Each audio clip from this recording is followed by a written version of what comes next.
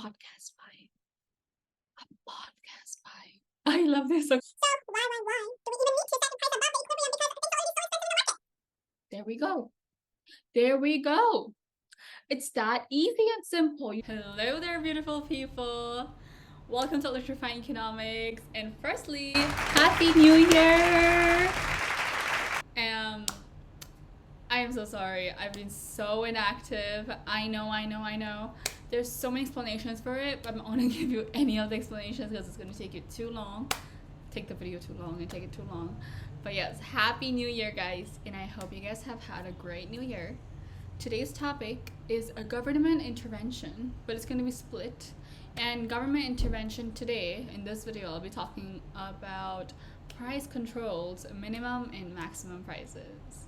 So without any further ado, let's get into the video. All right, guys. So as we know, the topic is government intervention. And I've told you today's video is only going to be price controls, minimum and maximum prices. So firstly, before we get into the whole types of government intervention or the methods of government intervention, we need to know why governments intervene in the market. The governments intervene in the market because there's market failure. Now, if you guys don't know about market failure, please go check out my other video on market failure. I'll link it down in the description. So market failure, because of market failure, we have government intervention.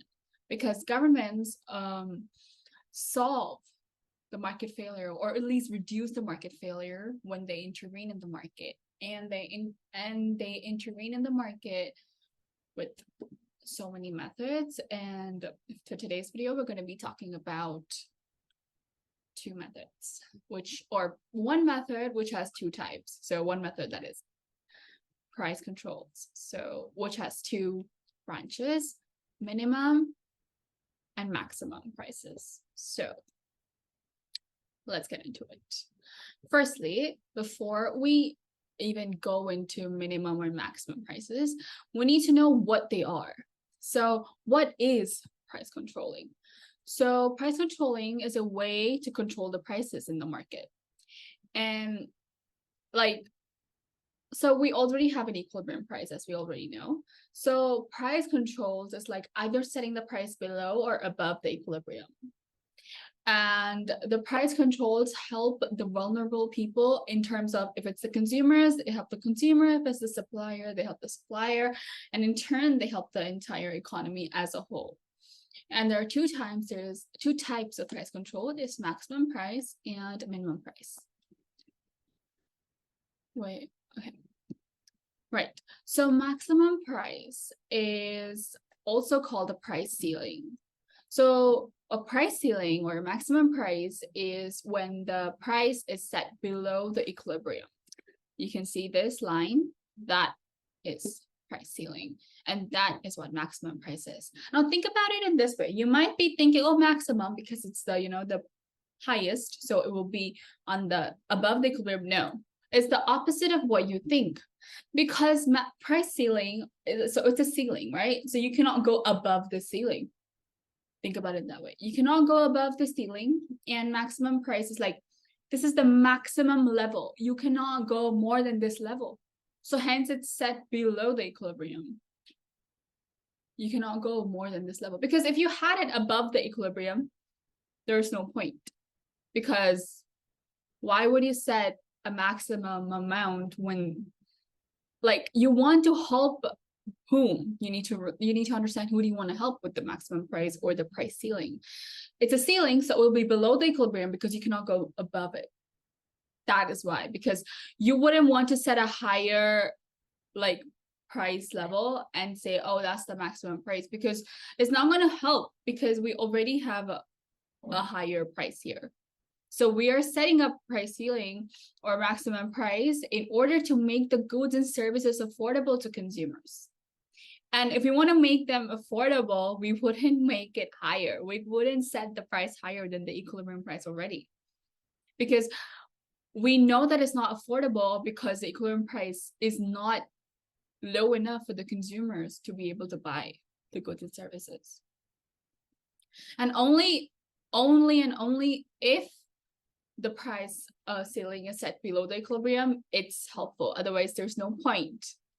So the example, like a real life sort of an example in the world is housing market. They do go through a lot of price ceilings because houses are expensive and poor people cannot afford houses.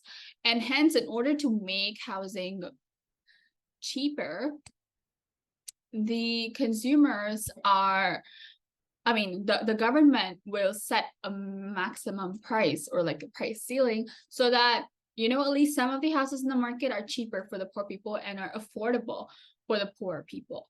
Hence, the price ceiling is set for example, in the housing market, because house or a shelter is a must. And of course, this will not be the high-end, rich, lavish, or their price will go down. No, it's just like a normal house, which has basic needs, and they will have like a price ceiling. And they have problems for price ceiling as well. The problem with price ceiling, I'm not put a slide here. I'm just gonna tell you out. So the problem with price ceiling is problem in terms of the disadvantage of the price ceiling is that with the price ceiling, it's a lower price, right? And recall, whenever the price reduces, the supply reduces. You can see that there's a shortage here. Here, there's a shortage. You can see that there's a shortage here because whenever the price reduces, the supply will reduce because that's the law of supply. As price increases, the quantity supplied will increase. That is the law of supply, right? When the quantity supplied has reduced, then there leads to a shortage because with a lower price, now the law of demand has as the price reduces, the quantity demanded increases. But here the problem is that the supply is reduced and the demand has increased. The quantity supply reduces, quantity demanded increases, hence it leads to a shortage. And also with the shortage, what happens is that not every consumer will be able to get that good.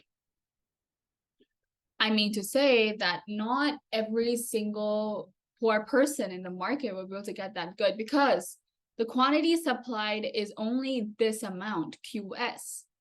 But the people who want to buy that low, cheap houses is QD. So there is a shortage, i.e. excess demand. So this means that only the first come, first serve, or like only the people who first see this news will be like, okay, I'm gonna go buy that house. And then once it's bought from the market. You cannot buy another. You cannot generate another house once, like suppose let's say 10 houses in total, right? Let's say there are 10 low priced houses which have this law of price ceiling. So, and let's say every single thing is bought up. 10 people go and buy the houses with lower prices. Now, let's say there are 20 poor people, okay? The rest 10 do not get this low priced house.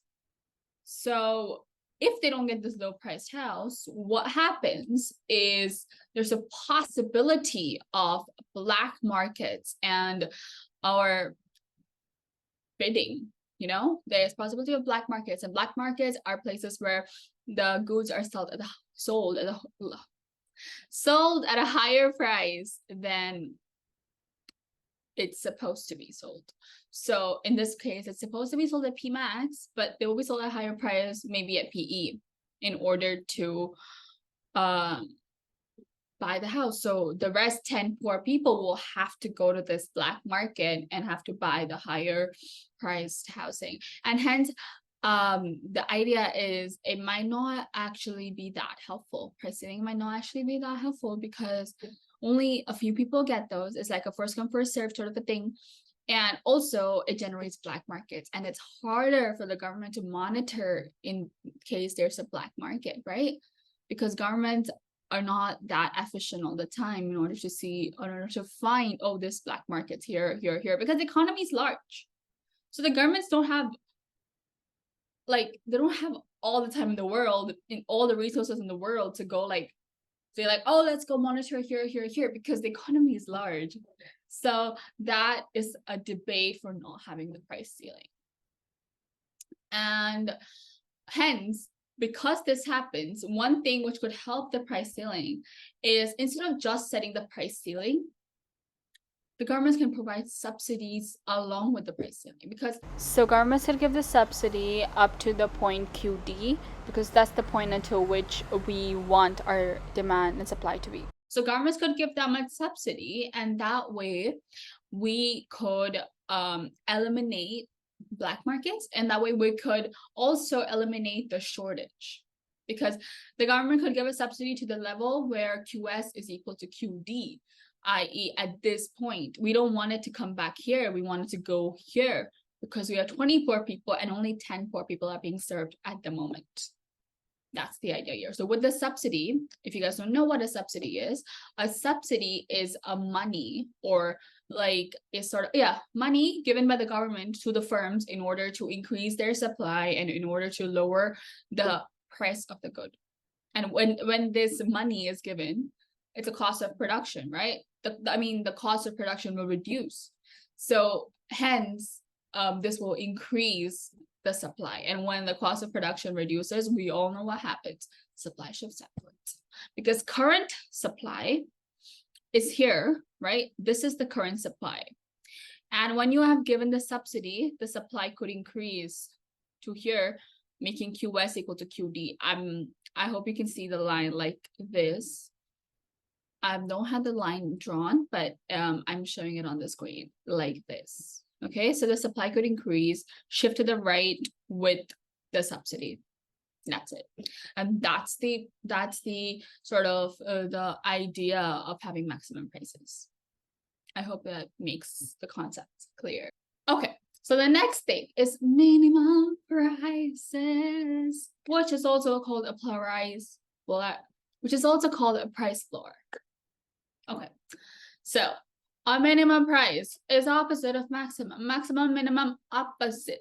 So a minimum price, when we know the maximum price is what? Setting the price below the equilibrium. A minimum price is setting the price above the equilibrium. So why do we even need to set the price above the equilibrium? Because things are already so expensive in the market. Why do we need to do that? Well, the reasons are as follows. Minimum prices are there to help the producers, and maximum prices are there to help the consumers. Do we get that? Let that sink in for a moment. Minimum to help producers, maximum to help the consumers. Let it sink in. If you're taking notes, write it down on your notes. It's going to help you a lot. Okay, enough meditation. Let's continue. All right. So, the reasons for this minimum price, or the price floor is below. So you cannot go below the price ceiling. That's the law here. You cannot go below the price ceiling. It has to be this level. The price has to be this level. Now you can already guess that what happens with the price being higher than the equilibrium. I'm not going to give you the answer just yet. Think about it while I explain other stuff. Okay, anyway. So the reasons for the price floor is to help the exploited and the vulnerable producers. As I told, minimum prices to help the producers. Example, the farmers. And it's very common for the farmers to have like a price floor, because there's of course like the problem where farmers don't get as much money and they're exploited and they don't get all the profits, or they get pretty much no profits with like the sale of their vegetables or whatever. That's the problem. And hence price floors are set by the government in order to help the vulnerable producers. The famous example, or like the famous type of producers, is the farmers. And the price floor only works when it's set above the equilibrium. Because if you set it below the equilibrium, there's no point. It's not helping the producers. Think about it that way. Because I told you just now, price floor, yeah, is just to help the producers. And if you set the price below, it's not helping producers in any way. So, and for consumers, like the price ceiling If you set it above the equilibrium, it's not helping consumers. You need to set it below because then it makes it affordable for the consumers. I'm talking about price ceiling. All right, back to price floor. So price floor, setting above the equilibrium price and hence helping the producers. Okay. Now, I told you to think about, you can guess what happens when you set the price above the equilibrium. There is, of course, a surplus. A surplus is excess supply. And because the price is above, and when the price increases, law of supply, the quantity supplied also increases. There we go. There we go. It's that easy and simple. You just have to sit and just inhale the information and just process it and then, ow, sorry. And just process it and then you'll be good. The mic fell. I don't know what happened to the voice there. When the mic fell, I'm excited to see what happens. But yes, I'm using a mic for the first time and I don't know if the quality is good here or if it's good here. You know what? I want to try speaking here just for a little bit, just to see and just to have a different kind of a vibe, a podcast vibe. A podcast vibe. I love this. Okay. Anyway, do we want me to whisper when I'm talking or when I'm explaining concepts? I can do that as well. Let me know if you like whispering or if you like me talking out loud. That's too loud, I suppose, but okay, that's good too. Okay, I'm gonna hold the mic for some time because it's fun and funny. Anyway, back to the concept. The problem with minimum prices. What is the problem with the minimum prices? I told you that there is a surplus. When there's a surplus, there's excess supply. So the quantity demanded does not match the quantity supplied. So when that happens, and also with higher prices, what happens is that there is excess capacity, meaning the resources are wasted. You're just like the consumers are just generating and generating, but the producers are not buying anything. So the resources are being wasted. And hence, in order to solve this problem, or at least help reduce the problem, what the government should do is they need to buy this excess capacity. Yes, that's right. They need to buy the excess capacity. So when they buy the excess capacity, what they do is basically, so we see this is the demand right now, right? So this is the demand right now. So when the government buys this excess capacity, the demand can shift to the right, and so this demand which shifts to the right is not the demand of the consumers, it's the demand of the government. It's the government. So when that happens, and they will increase their demand up to the point of the excess capacity. We already have this excess capacity here, like here, but look at it without the lines, okay?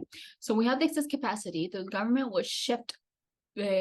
will increase their demand and will generate an artificial government demand. So basically they'll buy the excess product, and after buying, they can use this excess product and they can sell it to other countries for a cheaper price.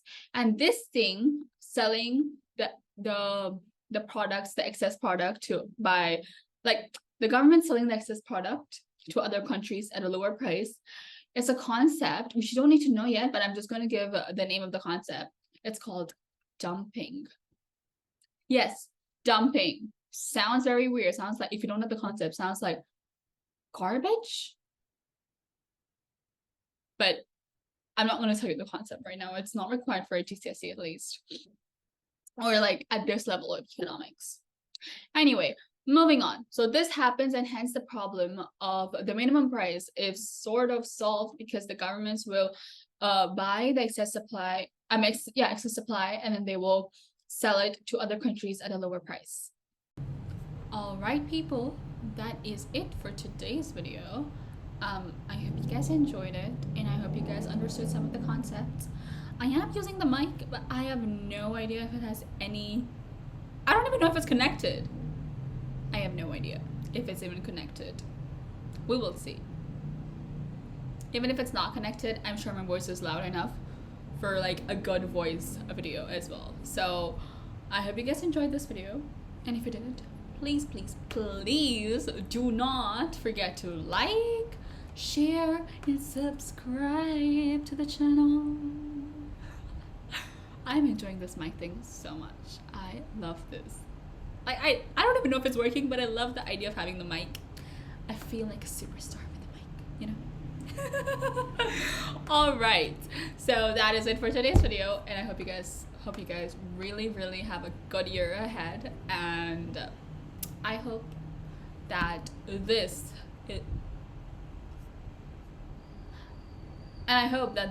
electrifying economics page, plays, and knowledge area of the internet grows, and I have a really high hopes and dreams for this page. I hope that it gets fulfilled. No. I hope that it gets fulfilled, and I hope that you guys find my content helpful, and I hope that I'm able to post regularly. God, please. I really hope, because okay, it's hard to create content in general, and also hard to create content for a page, like an educational page, because I need to like write out my presentation. As you guys can see, my type of content is not just write it out on like a board or something. My type of content is I try to make it look aesthetic, because I want people to enjoy learning. I don't want people to, because already learning is not easy. It's very hard.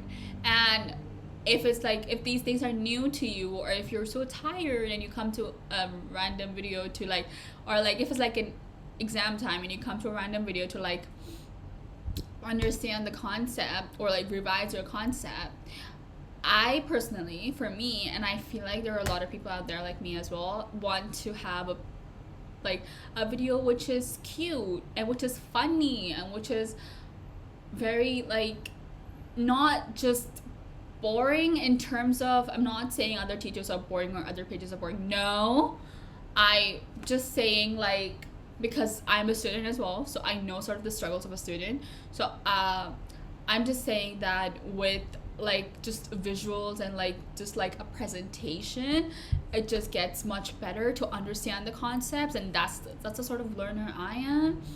And I have a feeling a lot of people are like me as well, because you're tired of learning and you want something funny and at the same time informative when you're learning, at least sometimes. So yes, that is the aim of this page and this channel, and I hope I'm able to fulfill that aim, and I hope that I'm able to be very consistent in 2024. Guys, let's go, and I am going to try my level best to be very consistent and to make this page very fun learning economics page. And also, thank you so much, and I hope that this page grows, and I hope that we are a good economics fam. Anyway, see you guys in the next video. Until then, take care and happy economics!